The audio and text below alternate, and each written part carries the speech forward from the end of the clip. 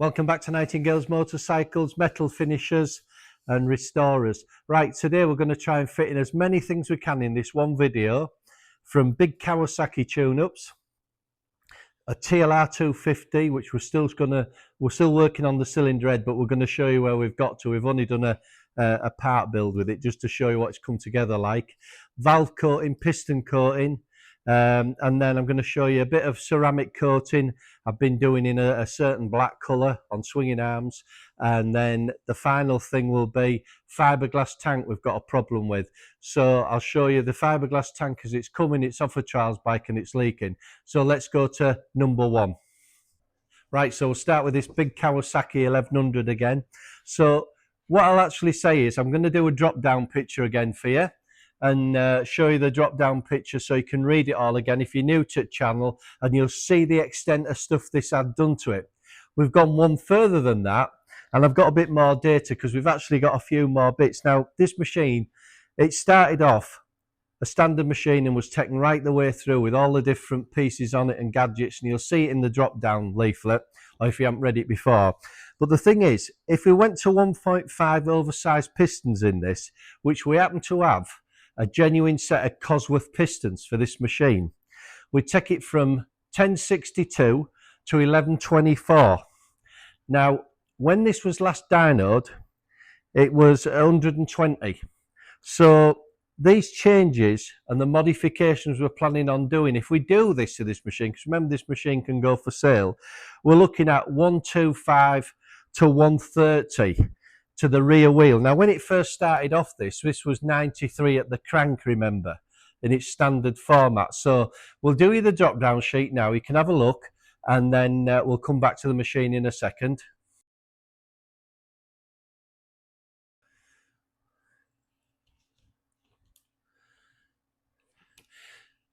So right, so the machine, even down to it was done by Daytona Motorcycles with a one-off Kent camshafts in it. I've just got another one of these camshafts. I got given to me the other day, looking at the profiles and everything. You know, specialist pieces of kit. So you've seen the bike again. That's telling you in its standard format now, once you read the drop down on it, it's unbelievable.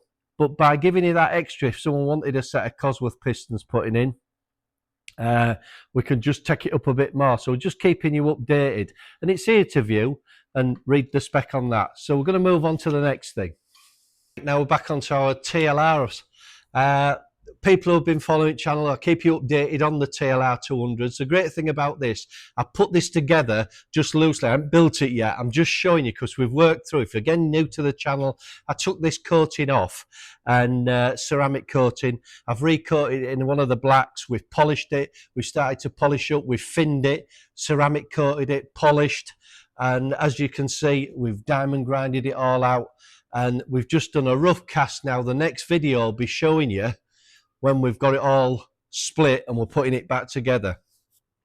I do think, however, I'm going to keep the gearbox modification, which closed first to second up on the TLR. I will be putting that back in here, as it's quite a nice spec bike. This one was one of ours. Again, everything's been done as you follow the video. New piston, we're on standard bore. I think I'm actually going to give the piston even a coat, because as you know, with our cylinder heads, we do all the camshaft coating, valve coating, ceramic coating tops. And while we're on TLRs, I'll show you two things which will also bring us onto our tuning, guys, if you're watching. So I'll go back onto TLRs while we're on, because we're on ceramic coatings now, specialist coating. So this is a float bowl off your TLR 200. And if you look, it's the same coating as I'm coating rates, pistons in, or anything like that, right? So what happens here is, if you send that into us of your TLR 200 in the post, the reason I'm putting this on, it's a specialist ceramic coating, and we're bouncing heat off, right? Same as the valves or in the heads, the pistons. We're trying to stop the transfer dropping down. So this specialist coating, which for one of the things, many of the undercuffs, if you've got one, this was, as I've said in the videos before, if you was getting in a section, say, we're tweaking, we're getting hot day, and you get the under pop, you could be drying out the petrol in the bowl. Anything we can do to stop it is good. Remember I said about the Bakelite things what come out, which stand between the head and the carburettor. They're okay, a lot of them are 3D printed, so they aren't Bakelite anymore. It was a stock mod which came out years ago that to help one of the undercuffs, the blop on the throttle. What we can do now is by doing this, you don't have that screen coming down, and you can also take your retainer off. If you're in a section you got water in, you could clip her back and drop your float ball. If you send that into me, your float ball, that's £40 plus VAT, plus a bit of postage back.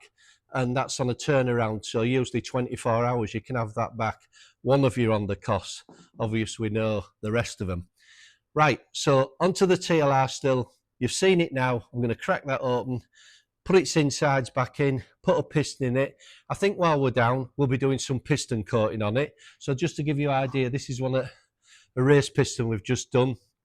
This is again heat transfer, and this is a micro slick. Right, anything reduction, what we're trying to do on the bore size, that's micro slick, that's the top coating. I mean, we're working to 1 to 2 thousandths of an inch, so it's quite, you know, you can see when you think a human hair, if we come on to on microns, we're flashing across between on microns 25 to 50, 25 to 30 microns. And a human hair, if you base it on that, is 30 microns. So that gives you some idea what the coating is.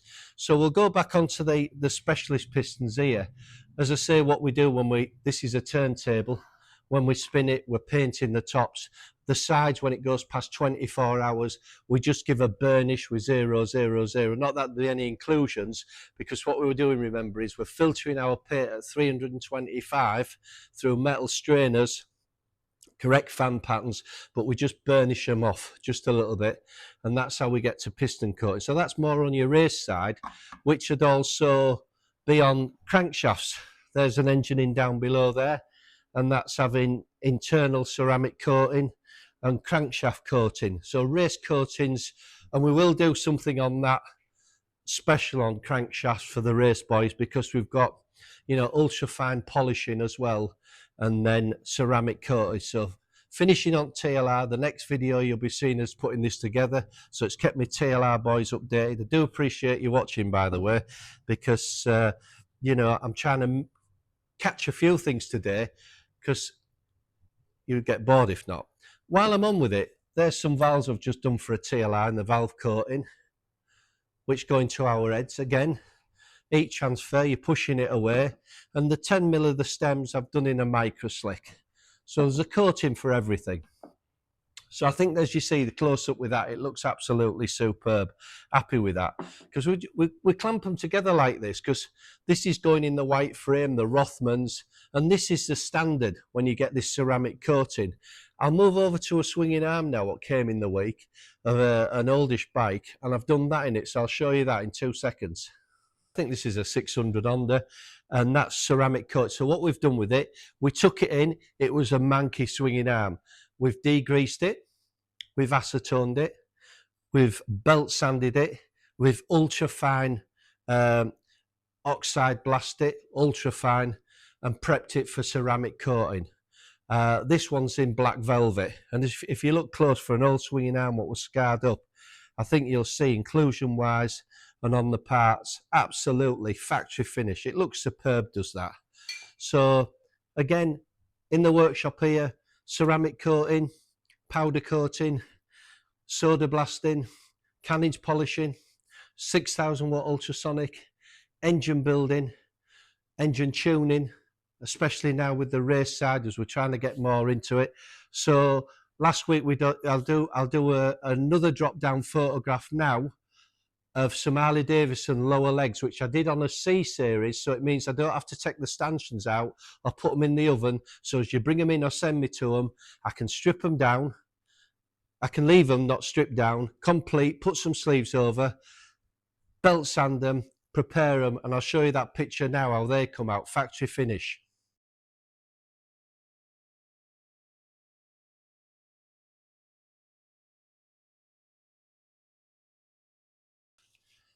So just remember, back on the pistons and specialist coatings, Everything's done wet film thickness meter.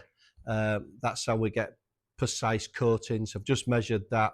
It's within it all. You do get to know manually by eye when you've done it for years on a turntable and you're painting, but we always check it off, especially on any engine. So what we're going to do now is another project is a fiberglass tank off a trials bike, Merlin. So I'll show you that next. Right, so fiberglass petrol tanks. Now you may have seen a video on a tutorial on me doing how to prepare and how to fit liners. I've fitted them for years. I've taken many out over the years and done a tutorial on one of my products. But if you're at home now and you've got one of your products and you're thinking, I'm in my metal tank or the cleaner beforehand, I cover it all. Get asked again, why do I take tank liners out? And what's the best? Well, I'm not saying mine's the best. What I'm saying, it's one of many. And the majority out there are fantastic. The companies that sell them are fantastic. The issue we've got, and you've got to remember with a tank liner, is it's back to my old saying. It's like wallpapering your hallway at home through your letterbox. That's how I can describe it. Because unless you're going to cut a big hole in the bottom, which we don't want that, or you've got a big sender unit where you can get into, we're working through that. So the reason I've gone back onto this fiberglass tank, because I thought I'd covered these, this is a customer who comes in. He's always wanted a Merlin trials bike. I've got one in there on spoked wheels. This is the mag wheel one. And he's going to have it repainted in his own decals or whatever he's going to do with it. So it's leaking. So he's turned the fuel tap on and she's leaking. So I've taken the tap off. On Friday, we're now on Monday, I filled it full of our Prep 1, which is the same you would put in your motorcycle metal tank or stale fuel. If you've had a bike stood up for you would buy Prep 1 off us. 100% concentrate, or it would be in a kit you buy on the internet with part 1 of probably 3, depending what we're doing. What we have here, just to go through it again, we've got a cleaner. If it's metal, we've got Prep 2, which is an acid, 100% concentrate, and we've got Prep 3, which is a powder rinse. So that's metal. Again, if you're buying one off the internet or you've already got one, you'll have something similar. You probably won't have a rinse. And as you've got to go through the tutorial. The reason I stopped doing petrol tanks, if you've been new to the channel and you're just kind of coming in, it's the postage. You send your tank off to me and 9 times out of 10, it could have a dint in it or a dint on the way back. So it become too much hassle. It was easier for me to do a tutorial after years of doing these. And remember, I've taken so many tank liners out that I've then just needed Prep 1, 2 and 3 without a liner in. Liners are the last resort, I've always said. So the way I look at liners is, and I've worked with chemists for many years on some big projects, is our tank liner is no different to many others. This is a two-pack tank liner, and that's what I'd want to hear. The reason is, the tank liners I tend to take out which have failed are usually a single pack and of a certain type. About 3 or 4 out of about 15. If it's American, it's usually fantastic as well. So I use a clear liner. I used to, over the years, I've even been requested, because you can just put a dye in it to make it white.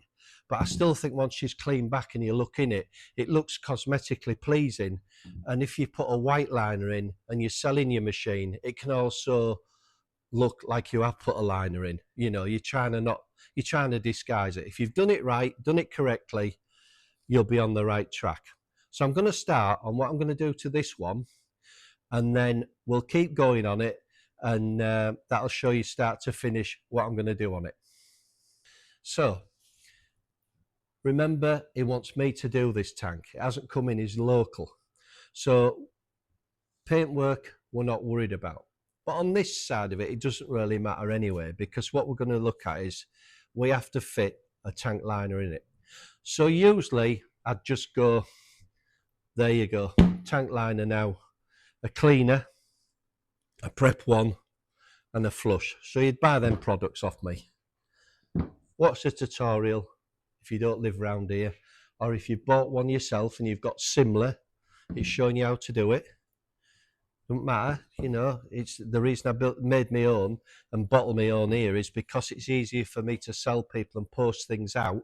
We sell it on an internet site, especially with a tutorial. So the first thing I did, we looked at it and it was leaking fuel from round the petrol tap. So what you've got to do is you've got to assess the petrol tap. Obviously it could be a leaky petrol tap, but it wasn't. When you look at the petrol tap, when it goes into the insert, we've got to check that the insert, the metal which goes into the tank, hasn't sweated and it's turning round there. Not a problem, because we can take an insert out and put it back in. So at this stage, there's a little bit of weepage around it. So what I did was, I flushed what was in it, because there was nothing in it hardly, just flushed it out. And then I put a Prep One into it, as if it was a metal tank, if it was stale fuel, or it was the start of you prepping your tank, either for an acid, to hopefully make your tank back again once you give it a neutralizer. So Prep One is the same as you'd put in a metal tank. So what we're doing is with Prep One is, we're high alkaline. So looking through the cap of this, I can see that its initial resin bond has broken down inside. It has got a little bit of silver paint down here, but I think this is when it's been painted again and the paint has just flashed it down and it's just caught the centre. It's not a silver liner, and there is one silver liner that causes me an absolute nightmare. It's a single pack and you can take that liner out with acetone. That's how bad it is. It's one of the main culprits. So after looking down and you can see it's gone, we then turn it over. So it's a bit like on the Fantix as well. I'm looking for if this split seam's gone. That's my first thing. So when I turn it over and look at it, we've obviously got bits here that are contacts with the frame. So forget this half, because this is false. We've only got this bit of a tank. Now, first off, it looks like it's been lathered in some fiberglass and patched up in its days. And then it's had another coat in here. Now you can see this. I've left it from the Friday till the Monday. And this concentrate I've put in is starting to show. There's nothing around the tap. Just slightly, I've taken it out and put a bolt in it. But where the car filler is, it's wet. It's sweating out. So it's leaking. So there's no point just throwing a liner in there. What we've got to do first is make sure that the weave inside, because back to fiberglass, its coating's gone. That's been soaked in dead fuel, stale fuel. So if you just go along, pour your liner in it, at this stage, all was happening in a few weeks' time, it'll sweat, it won't adhere to the substrate, being the fiberglass, and it'll come away, and the next stop's the carburetor, or we're leaking again. So what I'm going to do in this, I aren't going to go through and show you this, because I've done tutorial videos. It's a customer who's come in, and remember, the biggest thing with tank failures, it's not the products, apart from a couple of them, it's rushing, right? So by soaking it over the weekend, it's got all into them mesh of the fibre, because we've lost its resin seal, we're through, and we're soaking in now. So what I'll do next is, I'll keep that in for another 24 hours, because remember, these are concentrate litre bottles. They're not these little bottles, they're a litre. And the reason is with tank, the only thing you don't want more of is tank sealer, because people think a glug for luck is the answer. It isn't. It's a wet film thickness reading. That's what you want. We want a coating, not a ledge. So when you put these in, your value for money is because we've got enough of it. If you had a small tank, like a little moped tank, you'd just go 50%, especially for a restorer, man at home working on his bikes. You might want to think, I've got stale fuel in my metal tank, I'll flush it out. And don't forget, as I said before, metal tanks, when you look through, modern fuels can throw you out. They can look like rusty tanks, and it isn't. It's still fuel. It gives the impression. So Prep One is a fantastic one for flushing it out. Remember, next stop carburetors or fuel injection systems. So onto this tank, what I'll do then is I'll take this off, I'll grind this off gently. You can actually see they've given it a little coat of fiberglass on top of the car filler resin. Now, it's probably because they realised after a couple of weeks it was still leaking again. So they're lacing it over, just going over and over. So I'm going to take it back, and then I'm going to get a syringe, which I've shown in one of them. I think it's part 2 of the tutorial video. I'm going to get prep 1 again. I'm going to get my syringe, and I'm going to put it in. I'm going to inject it into them spores, all them round there, all that fiberglass mesh, because I want to get it all inside of it. So it's only seconds, but I'll leave that for 24 hours. What I'll do then is I'll give it a rinse out, and at home, if you were doing it, you would either have an air dryer coming in here, blowing away and keeping it on. We've got an external vacuum we put in, so it's drawing warm air in. It's a blower, so it's blowing and blowing out, so it's getting the temperature up. So the longer you can stay on this tank inside is the secret of the success of the liner bonding to the substrate. If this tank, or fiberglass tank, had have had a liner in it now already and it had failed, which I'm saying this hasn't, just got the shadow, be concerned, because the issue is, even if you get a metal tank, in early days we used to use trikethylene band. Then it went on to methylene chloride and 10% acid. You'll buy a tank remover now off the internet and it's mild. It has to be, because you retail to some of the stuff we play with in the workshop. Now, if this was a liner, single pack or a 2-pack liner, and it was weeping now, I probably wouldn't take this on as myself, because the issues I've got to remove the old liner, which is probably peeled up, curled, and I've got to hit it. If it was a silver liner, you could put some acetone in it and get it out quick, because it'd probably go in about 15 minutes.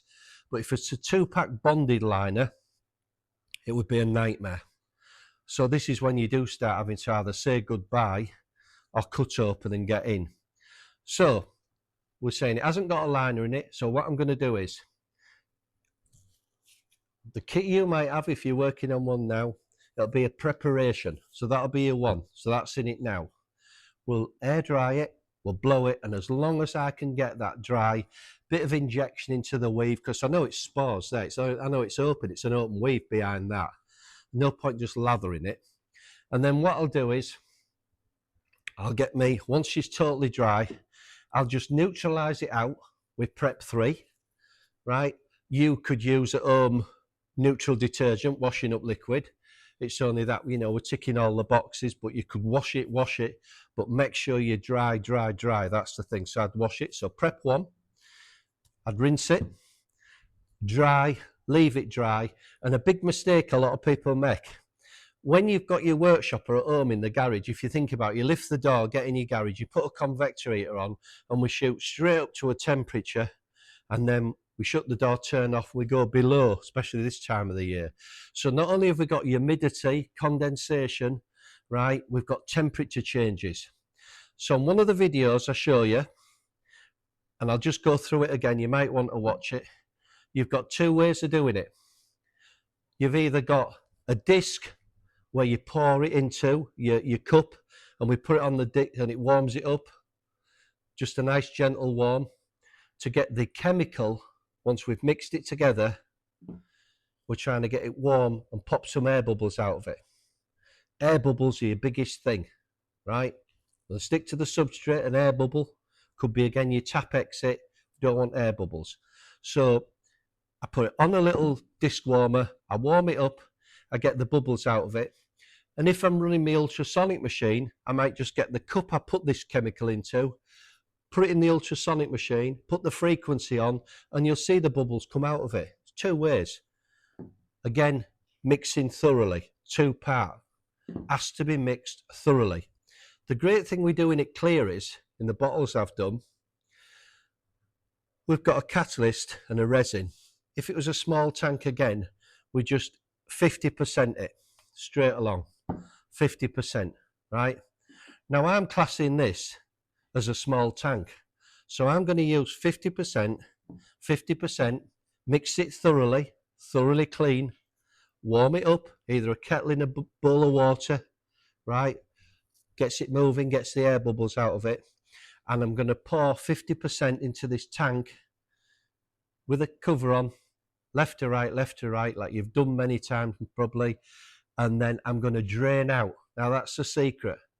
People tend to think when they get these seams here that leaving it like this for a couple of hours and filling all this up, or leaving it again in the tap, a bit for luck in the bottom, doesn't work. Now, what I'd do then is I'd let that dry out completely. So I like to go 7 days. So I know that's concrete inside. It's mixed, air bubbles are out of it. We've neutralised it with either a powder or yourself at home with some neutral detergent. If you wanted to be really critical, what you could do is get your neutral detergent washing up liquid, a cup, fill it half a cup of washing up liquid and a couple of capfuls of white vinegar, brown vinegar as a bit of acidic just to put in it if you're not going through the process of mine. So what I'd do then is I'd let it dry. We'll turn her over. I've sanded this down previously. So what I'm going to do then is the bits 50% in, I might just look at that and still go a little bit more of each one. I want to make up a small amount, the same to probably a cap of an aerosol. Mix it, don't have to worry about air bubbles. And I'm going to coat it on the outside of this, round the tap. I'm going to coat it where the frame, the tank hits the frame, because if they haven't got rubbers in and jarring, that's where you're going to get chafing and get all kinds of holes in it. And then I'm just going to pour the last bit down here. I'll just pour this down here just to tidy it up a bit. And that's it basically. But the thing is with tanks is it's time. Any tank, a petrol tank coming in, you know, and the things I've said in the past, you've had it to a painter and you're thinking about a tank liner. You know, it can't happen. Think before that. Let's have a look in a tank. We have a camera which we put down. If you get your torch down the tanks, you can see. But if it's a rusty tank, you know the procedure you need to be working in. As usual, though, if you haven't bought this off me and you're thinking about doing it and you're buying one from a company, you're still welcome to ring us, as I say all the time. Any advice, usually after 3 o'clock for the landline, which is 01723 370399, based in Scarborough, North Yorkshire. You can email us. Once again, if you like this video, if you subscribe to it, we'd appreciate it. And any comments, it is helping the channel. I am getting mixed views and a few new people watching, which is fantastic. And I genuinely appreciate it, because some of the things you're asking me, as I've always said, if you're at home on a restoration and it's the smallest part to the largest part, still ask, because there's always a plan B. So that's a good thing. So I think what we'll do, you've got a mixture there of videos. You're getting to know what we do now. Any questions, just ring in, phone, email, anything like that. And hopefully in the next one, we're going to be back on TLRs. And we're also in the process of getting some stickers made, some specialist tuning stickers. So the idea is that as soon as I get them, because I haven't got a massive following, I should be able to, because we do answer all your questions, I should be able to get you a free sticker out if you want one of us, and get it in the post. And we'll go from there. So till the next one, see you soon. Cheers.